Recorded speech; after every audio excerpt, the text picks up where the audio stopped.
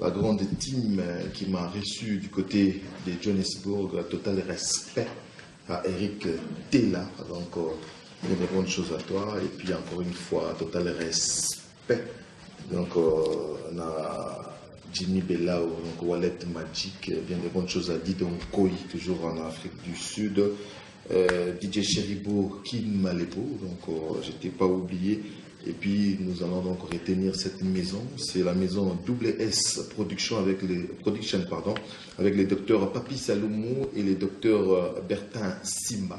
Donc, on aime que tu découvrir artiste au Papi Mouyo. Donc, vous allez découvrir dans un peu de temps. Donc, et puis, total respect aussi à Jarmeni Golo, boxeur KO. Donc, surtout nous dit que nous avons donc boxeur KO, bien des bonnes choses à toi. Et puis, big dédicace à Alain Matundu Vangu, AMV, donc, qui aime bien cette émission, qui nous a donné aussi pas mal de conseils. Eric Tella, total respect Nayo, Omar Luabeya, bien des bonnes choses à toi. Richard Chiteya Abramovic, bien des bonnes choses à toi. Je n'oublie pas le président Lajos Landou, bien des bonnes choses à toi. Pichouki, donc, Stafeza, moi, Batebele, donc, à Bijou, donc, bien des bonnes choses à toi aussi. Encore une fois, Eric Tella. Je n'oublierai jamais. Nous allons donc suivre cette interview avant que nous terminions avec Gino Caporeggi qui est dans la phase promotionnelle, comme je vous ai dit au début. Donc, si tout va bien, nous allons d'ailleurs faire 2 chansons, 2 playbacks. Et pour l'heure, je vous laisse découvrir cet artiste et musicien. Retenez le nom, donc il s'appelle Papi Mouyo. Artiste et musicien avec un timbre vocal assez particulier. On l'a découvert grâce bien sûr à la maison de production donc WS, grâce aussi à Alain Matundu et total respect donc Dr Papi Salomo qui a canalisé les choses. Je vous laisse suivre. Balala kasusute bongina miso silamba natilo kole de mutombo katana Jacques Chamba. Bonsoir. Ouais, bonsoir. Où tu vas? J'ai vu que dans l'Afrique du Sud, il y a un petit mois jeu. Mais, et comme il y a un côté, na kutara na yo. Na obombelote na nosa et na boya. Mais étant na yoki, na comme non séduite mais na apprécié. Outi wapi. Poko matia. Alors, merci beaucoup, Mathilde Kolu. Merci d'avance. Tous avons la rate Samokili, tous avons la côté, mais mon solo déjà c'est scellé. Je veux dire, bientôt vraiment, mais on a vraiment flatté. Tara Natilo Kolu. Donc, à ta maintenant que tous avons moins 30% chance d'en venir minute toi à Tanaba. 85%. Bon, tu as 120. Tu as 120. Ouais, merci beaucoup. Mais tu causes bien. Oh, jusqu'à la preuve du contraire, ils ont beaucoup à rumbater. Yo y est bana style moko mais yo y awa boye. Okumina na ndenge ozolo bapete okumina na ndenge na vana banana ngo outi wa piti okoma ona mboka patwa okomi en ndenge.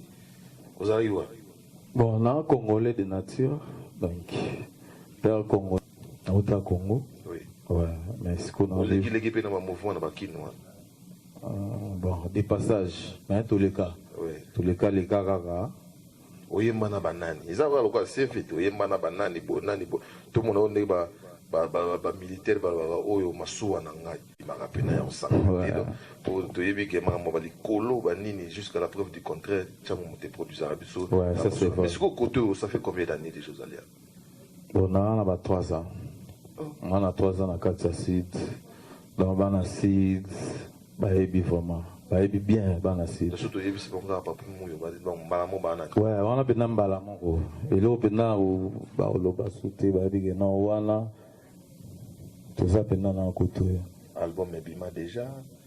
Pour la monia Mani to Mani. Habite sur. Au qui est derrière toi, dans la monica Mani to Mani, pour tout Mani to Mani à Kalate. Mais 3 ans déjà, et là on y a concret déjà, Papi Mouyo, ça l'idée.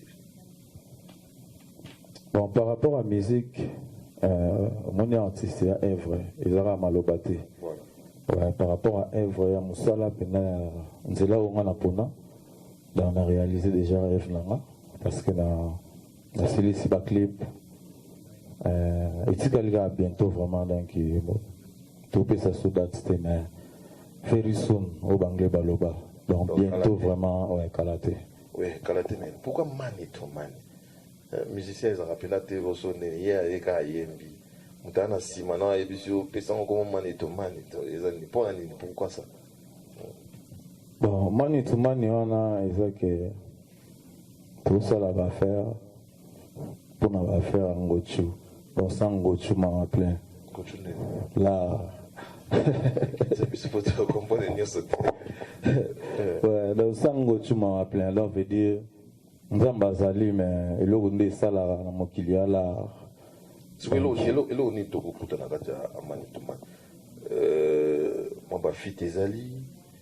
Rumba parce que nous avons déjà rumba là donc on a Monica na on a identité voilà mais banani to kokuta na kati et puis bon rumba kozala puis style nini okokumbela biso so bon na kati na featuring moko wana Brix ouais Brix ma brigado donc là artiste sud-africain ouais donc qui tourne en un moment to beats na yo il y a vraiment différent ils ont rumba te style mususu ouais style mususu mais ok bana Congo vraiment ba osepela nango pour to luki pendanga ke to me rotia libanga na oba ba vie ba sala pour ba vie ba bima ba beta trop alors tout le monde que musique na biso eza un peu na ya okita ouais donc c'est pourquoi to meki ko beta na style wana parce que style na biso oba masa na biso ba nigérien ba kwa ndenge ba beta ya ba style na biso bango baluka ba beta ngo mais ba beta ngo siko na ndenga fo mais na ndenga fo wana bato basepela na fo wana alors yozo ya na ndenga bien ouais to ya nango pena na ndenga bien mo bato ba yibi ba beti to sepela ba beti yango mabe ya to basepeli na mabe wana boyo siko na ndenga bien to beta ngo na ndenga bien c'est tout sepela ouais tout sepela parce que bato ba beta so natal na Congo eza na bato ba mekake ba oser ba koma pena na ba niveau wana bazali ba forcer yango na bige bo ba kozala 2 ou 3 ngapi na vaccin parce que faut tout ça pour tout tombola biso to chaka libanga na kati ya masolo combien de titres déjà pas tout noter que déjà Mani to Mani donc combien de titres et puis ndeto kende boye to kozwa ngo quand exactement. Bon, ils ont 21 titres. Et puis, et puis, vous te bandez, moi 3 nanos, pourquoi Mani to Mani, et bien, vous avez fait quoi, donc, écriture, vous avez par rapport à Combo na Mani to Mani, surtout le musique à B, mon on dit ma penate. Il faut 21. Il y a 2 volumes. 2 volumes. Tu peux déjà 21. C'est la nana. Beta na mwana mantoyo kana.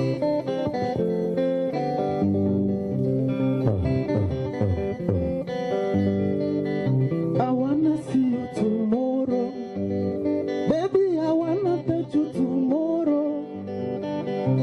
You are my pillow. And you know, baby, I like your bum bum.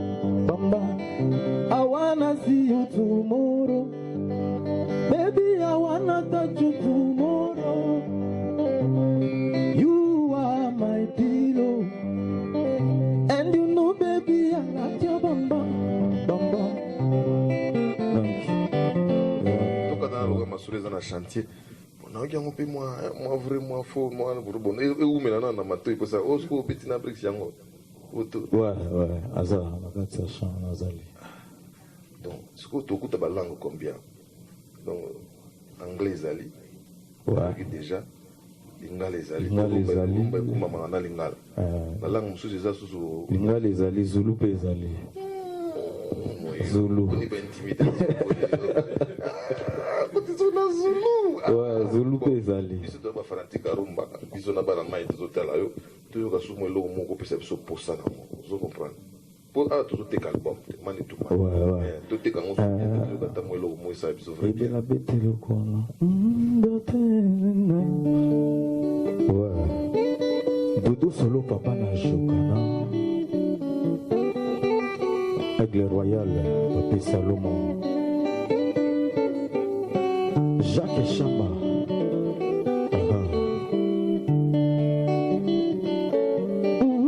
Bertin Simba, Motema Chanel, Papa la Floflo, Chanel, Elisa, Glenn Simba, Akenda Naye. Naloba liberté totala mosika kuna horizon kotala zolo te nokioko yako tuta libako linzaka mosapya nsuka soki elongo mabe mpasi nango etutaka ntina mochima tutu Chanel Elisa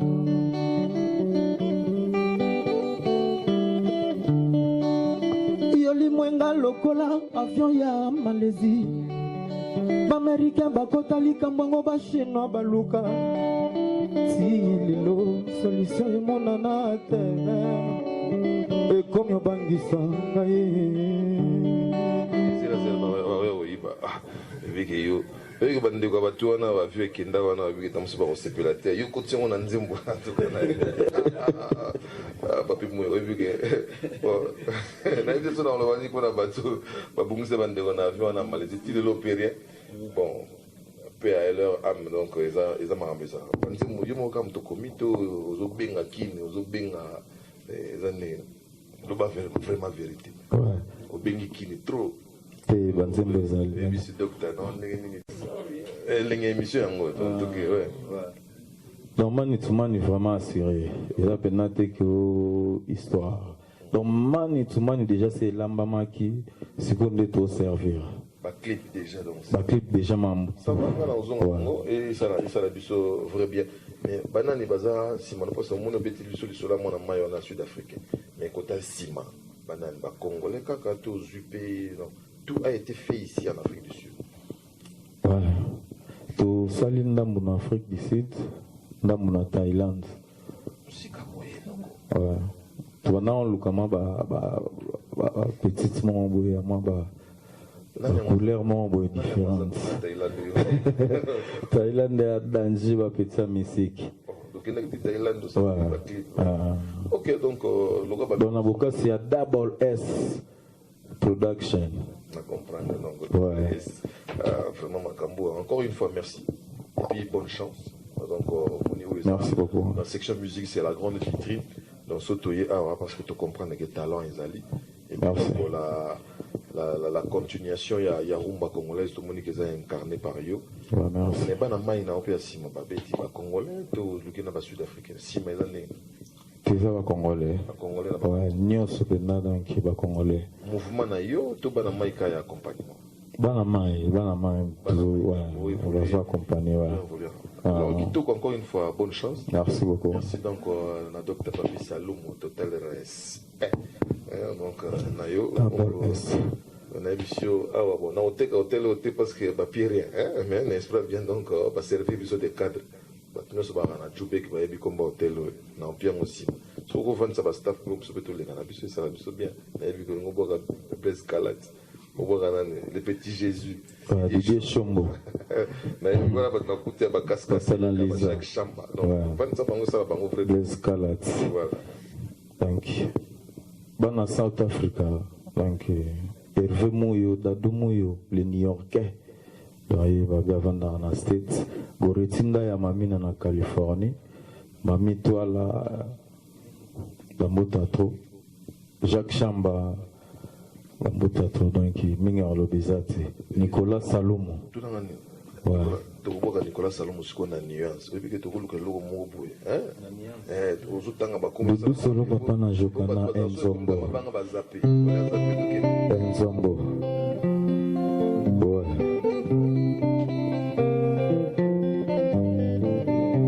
Boni yoko salela mbabi pale. Antoye. Nini yoko mikaka nzombo manga pia likambo mokemba yebisanga pona nini yo sileki surtout que na linga katena koka kate atana zana raison na koka kate yo silika to umbela na kana molaye yakamba ozangisela nese monanga kotika ngaite tout seul très longtemps, Nicolas.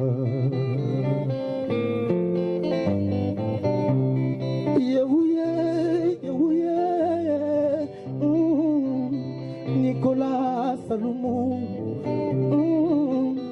Adolphe Motebachila Mwida, Yoko Mioli Mwangaye, Bakachapa na yo, Yoko Didi Molili, Bimbania Balingo yo, Oko Mirare, oh, Mirare, Yoko Mirare, Natilo Kole, Yoko Mirare, Papi Salomon, Yoko Mirare, Laetitia Kabulo, Zoka na Kachwa, présence na Bolingo, Eleki Motuya, Bolingo Beza Kimbai, jamais ngana ko bosarango te, jamais ngana ko bosarango te, wallahi na ko bosarango te, Chineke, Chineke.